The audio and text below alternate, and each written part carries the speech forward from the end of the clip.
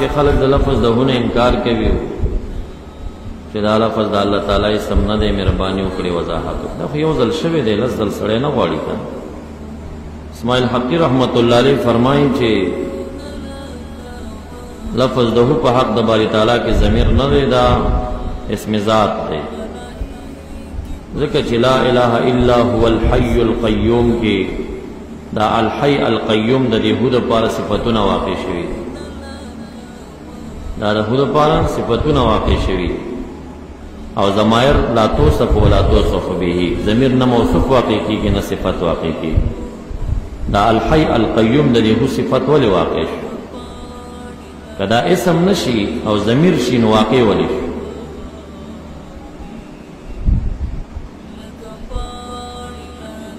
او لا اله الا هو، الله لا اله الا هو، دا هو څه شی دی؟ قرآن کریم کې باری تعالی تند راځي شوی، خو دې کې خبره چې دا ضمیر دی او کدا اسم دی.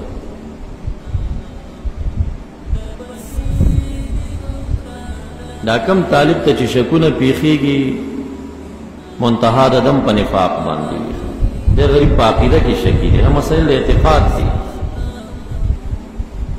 ځان سره ذکر وکا، استعاذه وایا، په تحقیقات او په سوالات او شکونه نه لري کیږي.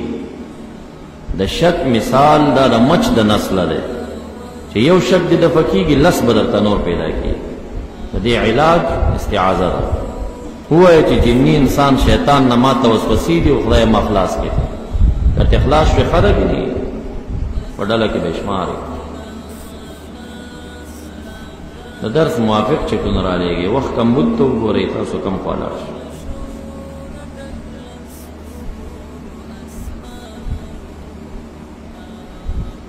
ذکر نه کوئ، ذکر ته وسوسې پیدا کیږي چې ته شیخ ذاکر ته دا شکونه پیدا شي نه نو ته جینی شیطان راتلی شي او نو ورته وابي او پنځ پیری شیطان راتلی شي، نږدې نشي راتلی.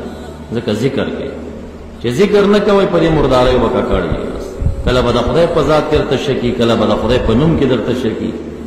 خو قرآن کریم کې ګورئ چې مخې تم دا هو درته راځي، که هېڅ هم نشي د قرآن کریم ته کې نه ده، دا هو دوه الفاظ نه دي، شل نیکۍ پې نه میلاوېږي چې وابي داسې ویلي او پلانې داسې ویلي. بیا د وابي دا خبره تا ته جلال الدین سیوطي نه ډېره معتمره شوه چې لس ځل مې دې درس کې درته وي چې په حاوي کې سیوطي رحمت الله علیه یو قول دا نقلی چې دا اسم اعظم نه، و قول نقل کړي، یو دا نقل کړي دا اسم اعظم.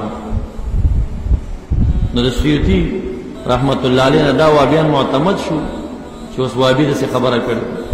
ما ته شک پیدا شو چې وابي داسې وي. ایمان دې کمزورې ځکه شک پیدا کیږي. ایمان قوي کا، الا بذکر الله تطمئن القلوب، شکوک و ناراضی کا ذکر کا.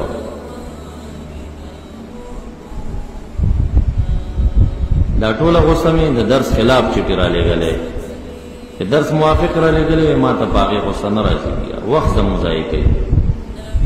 زمونږ اکثر مناظره کورس کې بعضې منافقین راشي، یو چیټ او بل چیټ چې دی هغه خپل مقصود نه پاتې شي.